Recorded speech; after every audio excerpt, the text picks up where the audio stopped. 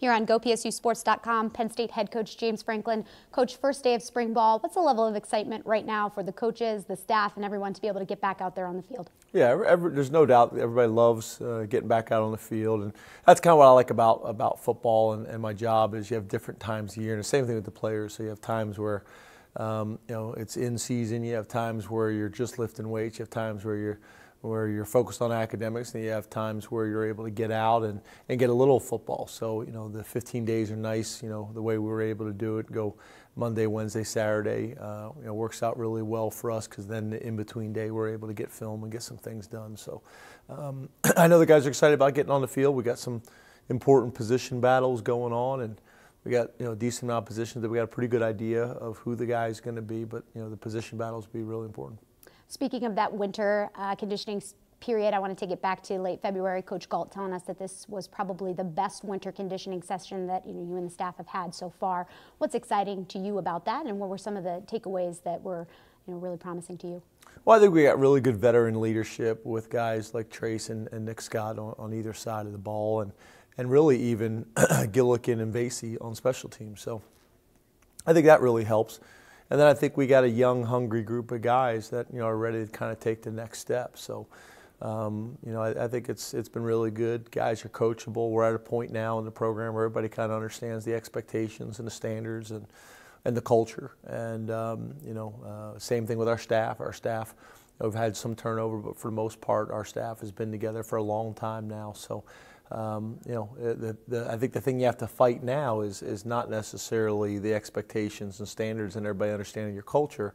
It's making sure that you don't get to the point where you start taking things for granted and kind of skip over some details that you haven't in the past. And we got to rebuild this thing as if it was day one of us being here, and no one's heard an offense, defensive scheme or special team scheme or philosophy, and we try to be very detailed and consistent with our approach. How do you go about that approach to kind of keeping momentum alive, even though you've reached building success each and every year?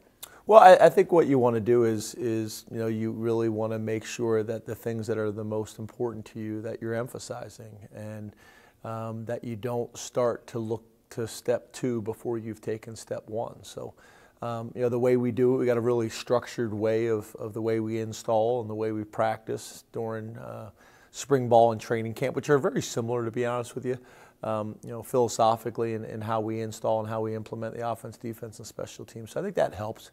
We got a pretty good structure of what to expect, and we'll tweak some things in the off season by going and talking to people and studying people and reading reports and just having some discussions. I think Dave Hamilton's been a big part of that, our sports scientist.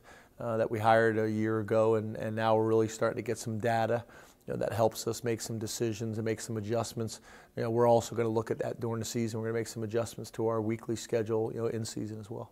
Speaking of spring ball, what are kind of some of the objectives that you have set out heading into this period right now? Yeah, I think on offense, it's continue to build on the foundation. We obviously are losing, some players that have been very, very productive. But we got running backs behind Saquon Barkley to play a lot of football for us over the last couple of years. We should be better up front on the offensive line.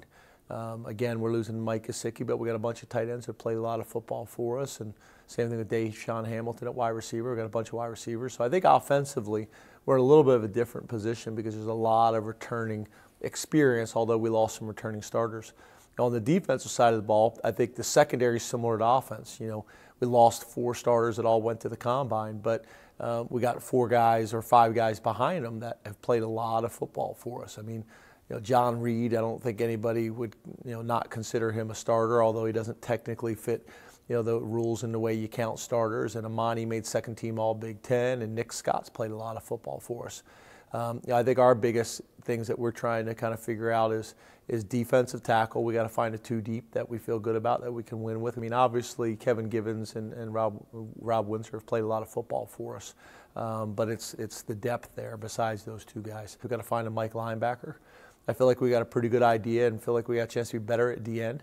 We got a pretty good idea of who we're going to be at outside linebacker. I think we had to create a 2 deep, but I think we had a pretty good idea at those positions, and we got to figure out the Mike linebacker and the 2 D tackles. We didn't get a chance to catch up with you on signing day, but 6 mid-year enrollees here on campus. Exciting to have them. How do you kind of assess their progress so far? It's obviously tough to do from going to be a high school senior to a freshman in college in a span of a couple weeks. The mid-semester guys, have been excellent, probably better than anticipated.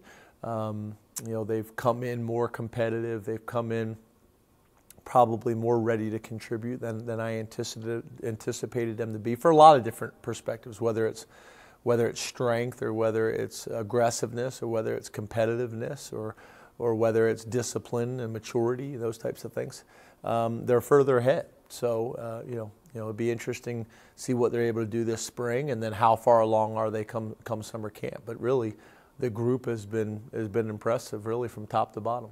And you mentioned a little bit of turnover in your staff, but now having that staff in place, how exciting has it been to kind of have some new ideas and new faces in the staff?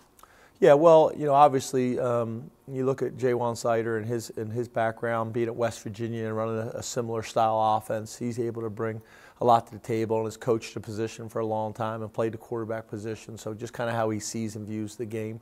Get David Corley, who I've known for a long time, and has coached both running backs and receivers, and is really kind of from a makeup and from a mentality standpoint is exactly what usually we're attracted to in the hiring process. And then, Tyler's really like one of us. Tyler, we haven't skipped a beat because he's been here before. He's been a part of this offense now for multiple years, and he just kind of came in and hit the ground running. The other two guys are playing catch up a little bit, but the fact that we got a bunch of returning experience at those positions helps in their transition as well. And then a guy like Mark Dupuis, who's a GA for us, has been really helpful in his experience and his background. And then finally, the culmination of spring ball is obviously the blue-white game. Excitement for that. What are you kind of expecting when it comes to the blue-white game this year? Yeah, I think 2 years ago we had 75,000. I think last year we had 71,000.